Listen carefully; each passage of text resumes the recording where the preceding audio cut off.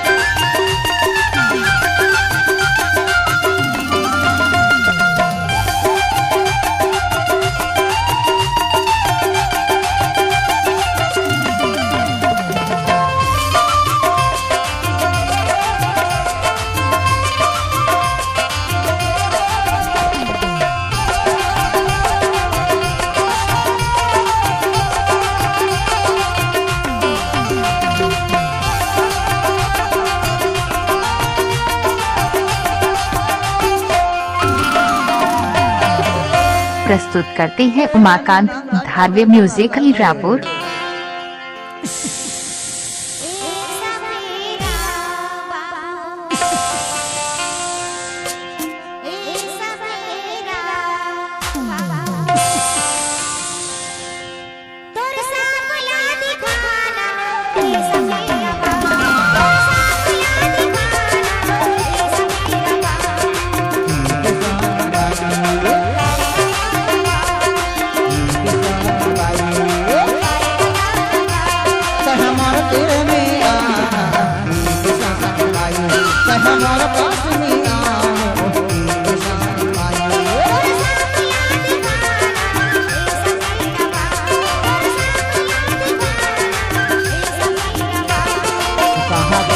घर बसैया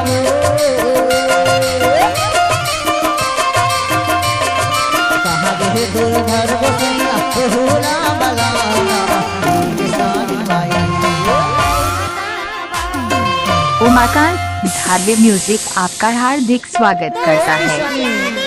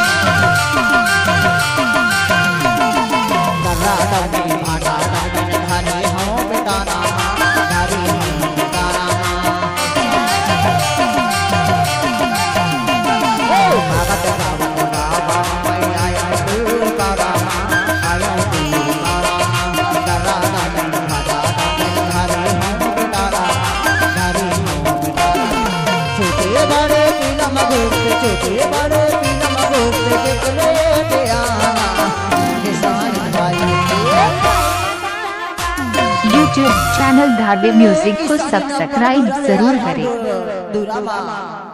लेना लेना मोना राज के दर्शन करने के साने ते हमारा तेरे में आना ये साने भाई ते हमारा पास में आओ ये साने भाई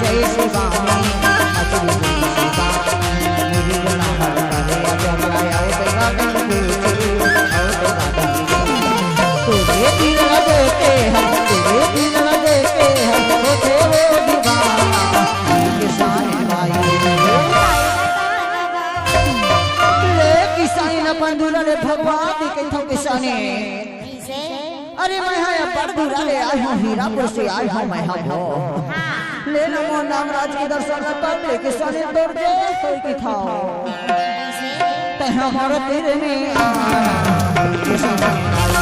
हमारे पास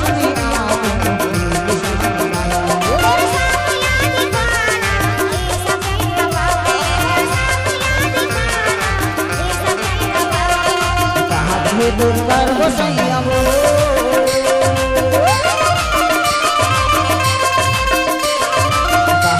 दुर्गा गोसैया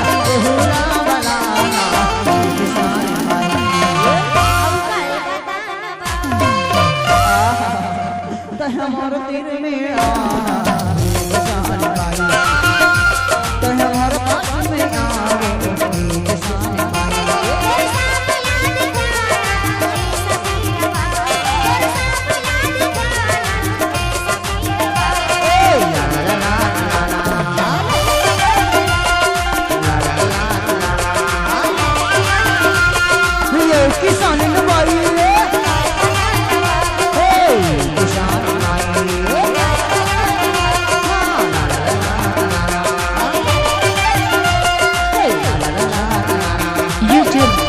धावे म्यूजिक को सब्सक्राइब जरूर करें।